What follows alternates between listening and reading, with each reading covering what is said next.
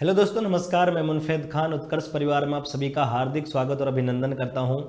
दोस्तों, आज के इस वीडियो में हम लोग बात करेंगे आरपीएफ कांस्टेबल और सब इंस्पेक्टर की वैकेंसीज के बारे में और उनसे जुड़ी स्ट्रेटजी के बारे में। क्या हमारी स्ट्रेटजी होनी चाहिए, कैसे हम लोग पढ़ाई करें, और उसके अलावा भी हम लोग कई चीज़ों पे बात करने वाले हैं। क्या हमारा एजुकेशन क्वालिफिकेशन होना चाहिए, योग्यता क्या होनी चाहिए, एज क्राइटेरिया क्या हमारा होने वाला है, और किन किन बातों का हमें ध्यान रखना है, किन किन बातों का हमें ध्यान नहीं रखना है, एग्जाम पैटर्न हमारा क्या होने वाला है। बहुत सारी चीज़ों के बारे में हम लोग बात करेंगे। तो मेरे साथ आप लोग जुड़े रहिएगा। अगले 8 से 10 मिनट आपको संपूर्ण जानकारी मैं बताने वाला हूं। हम बात कर रहे हैं दोस्तों आज के इस वीडियो में कि आरपीएफ, एसआई और कांस्टेबल की वैकेंसी, बहुत जल्द ये वैकेंसी हमारे सामने आने वाली है। तो अगर सूचनाओं की माने लगातार एक नोटिफिकेशन वायरल हो रहा था, उसके अकॉर्डिंग 15 अप्रैल से इसके फॉर्म भरे जाने थे, लेकिन अभी आरपीएफ ने ऐसा कुछ भी पुष्टि नहीं की है, तो हम लोग ऐसा नहीं कह सकते। लेकिन बहुत जल्द ही आरपीएफ, एसआई और कांस्टेबल की बहुत सारी वैकेंसीज आप लोगों के सामने आने वाली है। तो दोस्तों, तैयारी आप लोगों को अभी से शुरू करनी पड़ेगी। क्या आपकी स्ट्रेटजी होनी चाहिए, इसके बारे में हम लोग बात करेंगे। आप लोगों ने देखा होगा, अभी थोड़े दिन पहले एसएससी सीपीओ का नोटिफिकेशन आया है। तो अभी उसके फॉर्म भरे जा रहे हैं एसएससी सीपीओ के, लेकिन आपको पता है उसका एग्ज़ाम डेट क्या है। तो उसका एग्ज़ाम डेट दोस्तों मई में है। आपको कितने महीने का टाइम दिया गया है? थोड़ा सा मार्च का टाइम बचा है आपके पास, अप्रैल बचा है, और मई में तो आपका एग्ज़ाम ही है। तो अगर अपन नोटिफिकेशन का वेट करके जब तैयारी कर रहे होते हैं, तो इस तरीके से हमारी अक्सर तैयारी कंप्लीट हो नहीं पाती है। तो उन चीज़ों को हम लोगों को ध्यान में रखना है दोस्तों। उन चीज़ों का ध्यान रखना है कि भाई पहले से ही आपको अपनी परफेक्ट तैयारी करनी पड़ेगी। ऐसा ना हो कि भाई नोटिफिकेशन आए और 2 महीने बाद आपका एग्ज़ाम हो और आपका सपना हो आरपीएफ में जाने का, लेकिन वो टूट जाए। अचानक से आपको पता चले कि एग्जाम में तो केवल 2 ही महीने बाकी हैं, तो 2 महीने में किस तरीके से मैं अपना सिलेबस कंप्लीट कर पाऊंगा, तो ये पॉसिबल नहीं हो पाएगा और आप लोग भी ये नहीं कर पाओगे। तो कहीं ना कहीं बहुत सारी समस्याओं का आपको सामना करना पड़ेगा। तो उन सभी चीज़ों को आप लोगों को ध्यान में रखना है। तो चलिए दोस्तों, सबसे पहले हम लोग बात करते हैं कि भाई किन किन चीज़ों का हमें ध्यान रखना है। तो पहले आप बात करेंगे अपन एजुकेशन क्वालिफिकेशन के बारे में, कि जो आपकी योग्यता है ना दोस्तों, वो योग्यता आप लोगों की क्या होनी चाहिए। दोनों के बारे में मैं आप लोगों को एक साथ बताऊंगा, सब इंस्पेक्टर और कांस्टेबल। देखो ध्यान दीजिएगा, सब इंस्पेक्टर की वैकेंसी के लिए अगर आपको फॉर्म अप्लाई करना है तो यू मस्ट बी ग्रेजुएट। आपको ग्रेजुएट होना पड़ेगा, यानी कि यहाँ पे आपको ग्रेजुएशन चाहिए दोस्तों। यहाँ पे आपको ग्रेजुएशन चाहिए। ग्रेजुएशन अगर आपने कर रखी है तो आप सब इंस्पेक्टर का जो फॉर्म है वो अप्लाई कर सकते हैं। किसी भी सेगमेंट में आपने ग्रेजुएशन किया हुआ है उससे कोई फर्क नहीं पड़ता, चाहे आप आर्ट्स से हैं, आप मैथ से हैं, आप बायो से हैं, कहीं से भी हैं, कॉमर्स से, उससे फर्क नहीं पड़ता। आपका जो एजुकेशन क्वालिफिकेशन है वो ग्रेजुएशन होना चाहिए। और एक बहुत बड़ी खुशखबरी की बात यह है कि जो भाई कांस्टेबल की तैयारी करना चाहते हैं उनको केवल 10th पास भी अगर आप लोग हैं ना, 10th पास, तो आप ये फॉर्म अप्लाई कर सकते हैं। तो ये 10वीं पास के लिए ये फॉर्म होता है, ठीक है। अक्सर 12th पे होता है, लेकिन आरपीएफ में जो कांस्टेबल होता है ये 10वीं पास पे ही आप लोग अप्लाई कर सकते हो। तो पूरे भारतवर्ष में जितने भी भाई बहनों ने 10th पास किया हुआ है ना, तो वो भी अब सरकारी नौकरी का सपना देख सकते हैं आरपीएफ कांस्टेबल के थ्रू। बहुत अच्छी शानदार जॉब है, आप लोग सब लोग जानते हो दोस्तों। तो अगर आपके पास 10वीं पास भी है तो भी आप इसके लिए एलिजिबल हैं, कांस्टेबल का फॉर्म आप अप्लाई कर सकते हैं। एक बहुत ही महत्वपूर्ण सूचना आप लोगों को मैं बताना चाहूंगा कि जब भी आप फॉर्म भरने जाओ, आरपीएफ कांस्टेबल और एसआई का, दोनों वैकेंसी एक साथ आती हैं, अक्सर हमेशा ऐसा ही हुआ है और उम्मीद है आगे भी ऐसा ही होगा। तो आपको इनके अलग अलग फॉर्म नहीं लगाने होते हैं। मैं आपको बताना चाहूंगा, आप एक ही फॉर्म वहां पे भर दीजिए और एक ही फॉर्म में आप वहां पे अगर एसआई के लिए भरना चाहते हैं तो एसआई टिक कर सकते हैं, आप कांस्टेबल के लिए भरना चाहते हैं तो कांस्टेबल टिक कर सकते हैं, अगर आप दोनों के लिए भरना चाहते हैं तो दोनों को भी आप टिक कर सकते हैं। तो एक ही फॉर्म में आप कांस्टेबल का भी एग्जाम दे सकते हैं और आप एसआई का भी एग्जाम दे सकते हैं। ये एक बहुत इंपॉर्टेंट सूचना आप लोगों के लिए है जो मैंने बताई है, शायद आप लोगों को ना पता होगा। इसके बाद हम लोग आगे बढ़ते हैं, थोड़ा सा एज लिमिट की बात कर लेते हैं। तो दोस्तों मैं बताना चाहूंगा, अगर आप एसआई की वैकेंसी देखना चाहते हो, भर्ती देखना चाहते हो, तो इसका जो एज क्राइटेरिया होता है दोस्तों वो 20 से 25 साल तक होता है।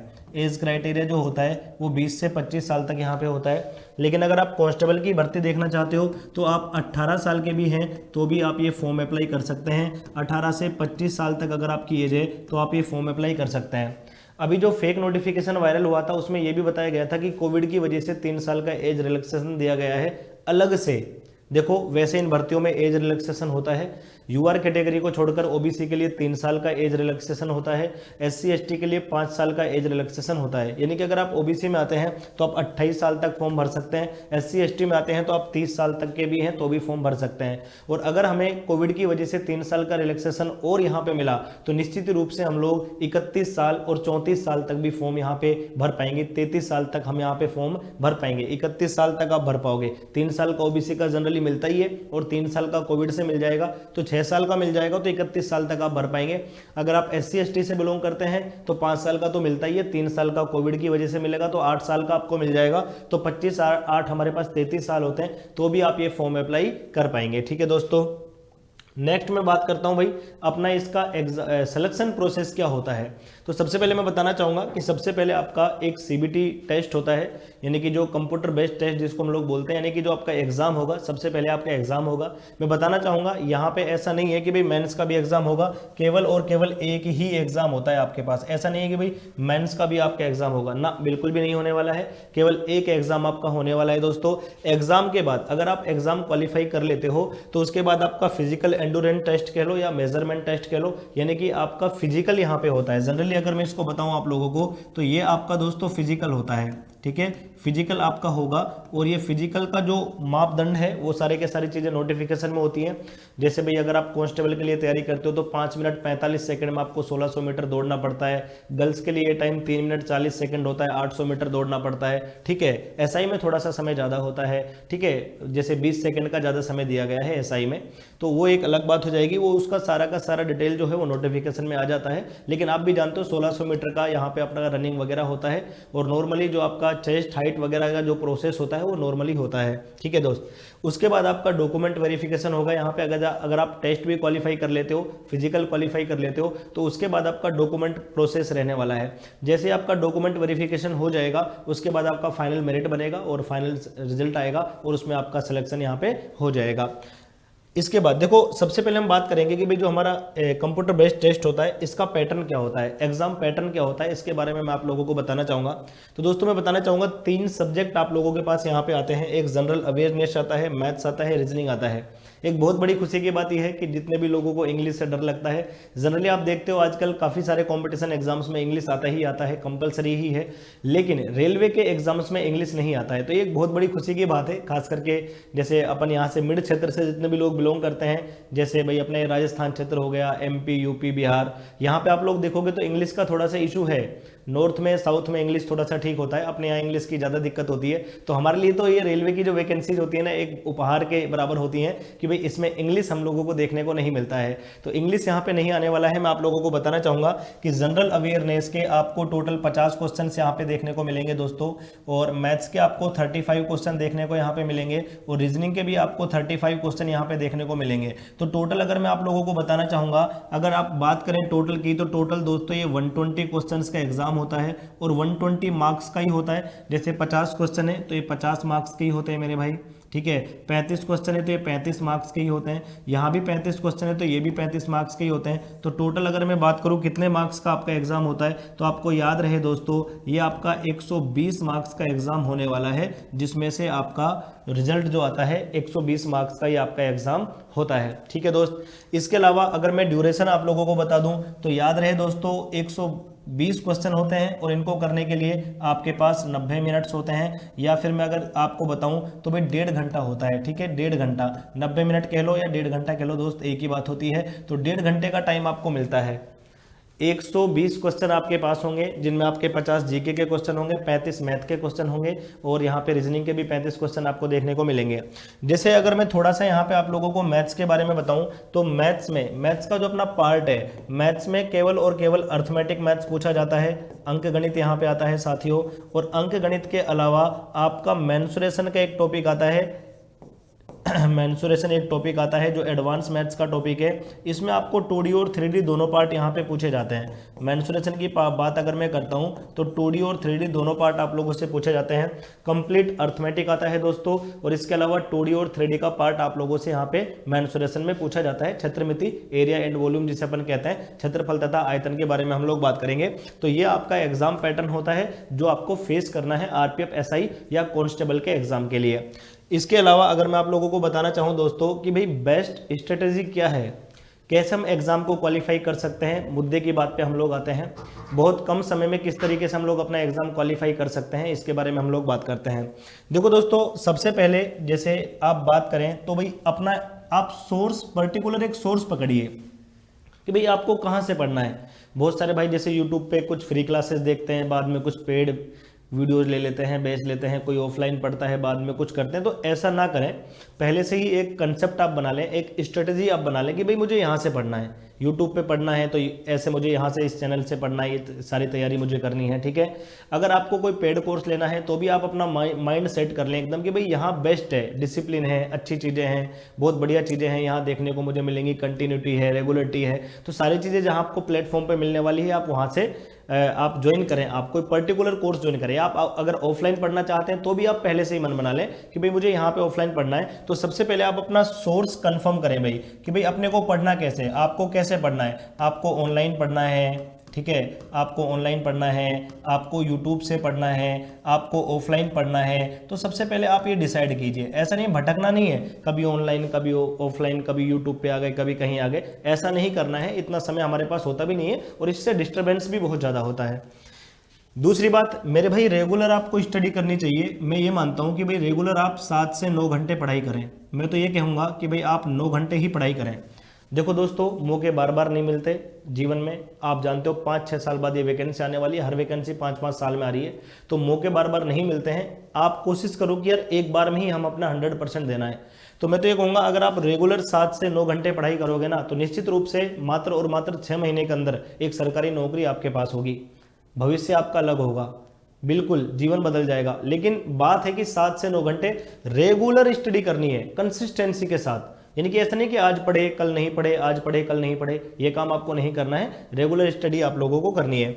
इसके बाद जो मोस्ट इंपॉर्टेंट बात है दोस्तों, वो ये है कि आप स्टडी कीजिए, उसके बाद आप रिवीजन पे पूरा फोकस कीजिए। मान लो आप एक सप्ताह में आप 5 दिन पढ़ते हो, आप 5 दिन अगर पढ़ते हो ना मेरे भाई, तो छठे दिन आपको रिवीजन करना है। जो छठा दिन आपका होगा ये आपका रिवीजन का होना चाहिए, छठा दिन जो आपका होगा रिवीजन का होना चाहिए। 7वां दिन जो आपका होना चाहिए वो मॉक टेस्ट का होना चाहिए। लेकिन अगर आप बाई चांस ऑफलाइन कोचिंग करते हो, 6 दिन आप क्लासेज लेते हो, कोई दिक्कत नहीं है, 6 दिन सुबह तक आप क्लास लीजिए, शाम को जाकर रिवीजन आप स्टार्ट कर दीजिए और संडे तक भी आप रिवीजन कीजिए। और संडे को एक मॉक टेस्ट जरूर लगाना है। सिलेक्शन का जो आधार होता है ना, जो मेन आधार होता है वो मेरे भाई मॉक टेस्ट होता है। मॉक टेस्ट से सबसे शानदार रिवीजन होता है, आपको 1.5 घंटे में कंप्लीट सिलेबस आपकी नजरों के सामने से गुजर जाता है। तो सबसे जो बेस्ट तरीका रिवीजन का होता है वो मॉक टेस्ट का होता है। आपको मॉक टेस्ट हमेशा देना है, हर वीक देना है। टॉपिक वाइज टेस्ट भी आप लोगों को देने का प्रयास करना है ध्यान से। और एक इंपॉर्टेंट बात है कि किस चीज से बचना है। तो भाई आपको ये जो डिमोटिवेट करने वाली बातें होती है ना, इनसे आप लोगों को बचना है। लोग तरह तरह की बातें कर रहे होते हैं, इतनी वैकेंसी है, मेरा क्या होगा, मेरा क्या होगा। बहुत सारे लोग बहुत तरीके से, अलग अलग तरीके से परेशान है। कोई आर्थिक समस्या को लेकर परेशान होता है, कोई किसी समस्या को लेकर परेशान होता है, किसी के दिल की बीमारी लगी होती है। तो इन चीजों से आप लोगों को दूर रहना है कम से कम 6 महीने, अगर आप लोगों को एक सरकारी नौकरी चाहिए तो। अगर आप इच्छा रखते हो एक सरकारी नौकरी की, तो काफी सारी चीजें हैं जिनको नेग्लेक्ट करना है और सिर्फ अपनी पढ़ाई पे ध्यान देना है कि भाई किस तरीके से मुझे पढ़ाई करनी है। तो इन सारी बातों का आप लोगों को बेहद अच्छे तरीके से ध्यान रखना है। बिल्कुल समाज वमाज, इन यार दोस्त सबको थोड़े दिन के लिए इग्नोर करना है। अच्छी संगत में बैठना है, जहां पढ़ाई की बातें हों वहां पे आप लोगों को रहना है और वहां से ही आप लोगों को जो है असली मोटिवेशन है वो मिल सकता है। तो इन बातों का आप लोगों को बेहद ध्यान रखना है, ठीक है दोस्तों। और नेक्स्ट अगर मैं आप लोगों को बताऊं तो दोस्तों देखो, ये सब प्लान के लिए हमारे पास भी एक बहुत शानदार प्लान है। बहुत अच्छे तरीके से हम लोग ये प्लान लेकर चल रहे हैं। आप लोगों को मैं बताना चाहूंगा कि उत्कर्ष क्लासेज ऐप पर हम लोग आरपीएफ सब इंस्पेक्टर और कांस्टेबल के लिए एक लाइव फ्रॉम स्टूडियो बैच लेकर आ रहे हैं। हमारे जो भी बैच हैं वो ऑफलाइन चल रहे हैं रेगुलर, और लाइव फ्रॉम क्लासरूम बैचेज भी हमारे चल रहे हैं। लेकिन बहुत सारे भाई ऐसे होते हैं जो लाइव फ्रॉम स्टूडियो पढ़ना ज़्यादा पसंद करते हैं, तो उनके लिए हम लोग लाइव फ्रॉम स्टूडियो बैच लेके आने वाले हैं। बैच बेहद शानदार रहने वाला है। इस बैच की फीस वैसे तो 5,000 रुपये है, लेकिन स्टार्टिंग में इस बैच की फीस हमने केवल और केवल 1,000 रुपये रखी है। बताना चाहूँगा ये बैच आपका 21 मार्च से स्टार्ट होने वाला है। ये बैच जो है आपका वो 21 मार्च से स्टार्ट होने वाला है। आपको यहाँ पे 20 सेट टेस्ट के मिलेंगे दोस्तों, 5 प्रीवियस ईयर प्रैक्टिस क्वेश्चंस आप लोगों को मिलेंगे, क्विज मिलेंगे, ई नोट्स मिलेंगे, 10 सेट सब्जेक्ट वाइज टेस्ट आपको मिलेंगे, वीकली टेस्ट आपका यहाँ रेगुलर होगा, क्लास नोट्स आप लोगों को मिलेंगे, पैनल पीडीएफ्स आप लोगों को मिलेंगे, और भाई डाउट रिजोल्यूशन भी आपका यहाँ पे रखा जाएगा। डाउट सेशन आपका बनाया जाएगा, डाउट ग्रुप बनाया जाएगा, जहाँ पे आपके अगर कोई डाउट्स वगैरह आते हैं तो उनके बारे में क्लियरली बात की जाएगी, आपके सारे डाउट्स वगैरह भी क्लियर किए जाएंगे। तो अगर आप लोग लोग उत्कर्ष क्लासेज के साथ जुड़ना चाहते हो, एक बेहतरीन तैयारी करना चाहते हो, डिसिप्लिन के साथ तैयारी करना चाहते हो, उत्कर्ष क्लासेज अपने डिसिप्लिन के लिए जाना जाता है, अपनी मोस्ट फेमस फैकल्टीज के लिए जाना जाता है, और जो फैकल्टी डेडिकेट है पूरी तरीके से विद्यार्थी के सिलेक्शन के लिए, उनके लिए जाना जाता है। अगर आप उनके साथ जुड़ना चाहते हो, अपने सिलेक्शन को सुनिश्चित करना चाहते हो, तो आप उत्कर्ष क्लासेज का ऐप डाउनलोड कीजिए। 21 मार्च से आपका बैच स्टार्ट होने वाला है और अपनी तैयारी शुरू कर दीजिए। तो दोस्तों, इस वीडियो में आप लोगों से इतना ही कहना चाहूंगा, विदा लेना चाहूंगा। बाकी मिलते हैं यूट्यूब पे, हमारी रेगुलर क्लासेज आरपीएफ के लिए होती रहेंगी। Thank you so much, bye bye, take care.